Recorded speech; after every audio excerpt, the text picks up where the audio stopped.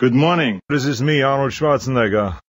Hello. Today we will overview the Civil War and how Michigan helped win it. My magic board here will help me. Yeah. Michigan helped the Union win the war. It's a fact. Michigan rules. Stop it! Fine. Let's review what the Civil War was exactly.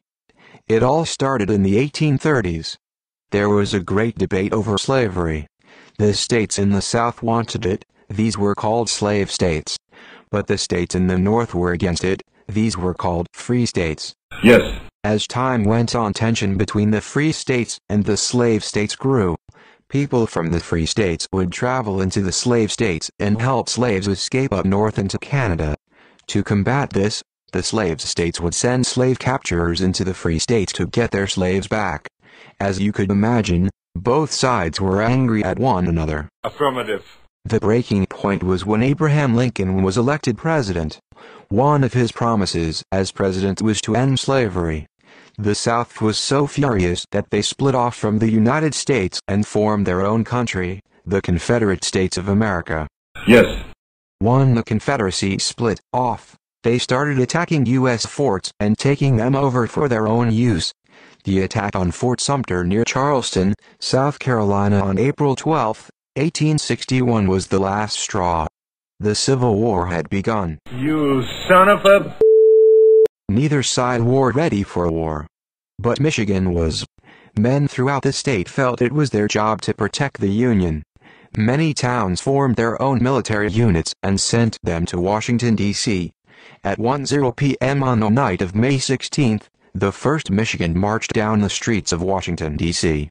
Abraham Lincoln was so happy to see troops willing to serve that he has reportedly said, "Thank God for Michigan." Affirmative.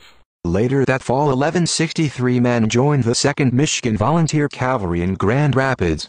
They were one of the few units that had a repeating rifles. They ended up facing a Confederate force of 6,000 troops.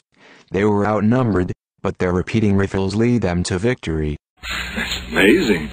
Michigan had its own problems during the war. Prices of goods went up because many things were in short supply. Black men were not able to fight in the war at first. Some people from Michigan even went as far as helping the Confederacy. We did Rock'em Sock'em Jetpack. To wrap it up, let's talk about a very controversial guy named George Armstrong Custer. He started out in the Civil War as a spy for the Union. He would use a hydrogen balloon, a very new device at the time, to travel up into the air and watch the enemies and see what they were up to. His amazing leadership in a cavalry charge is what promoted him to the position of commander. He helped lead thousands of soldiers in the Battle of Gettysburg, a battle that many see as the turning point in the war in favor of the Union.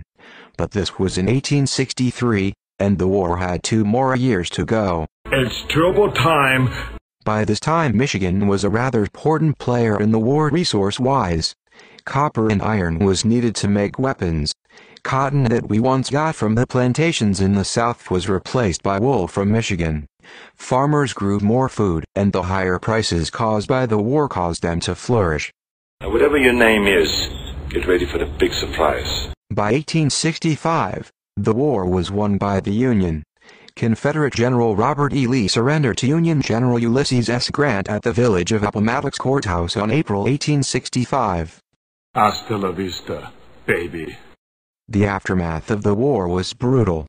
Many returned home after 3-4 years of battle. However, about 14,100 didn't return to Michigan. These men didn't return because they had either died in battle or died of disease. Shut up! Shut up! Shut up! Shut up!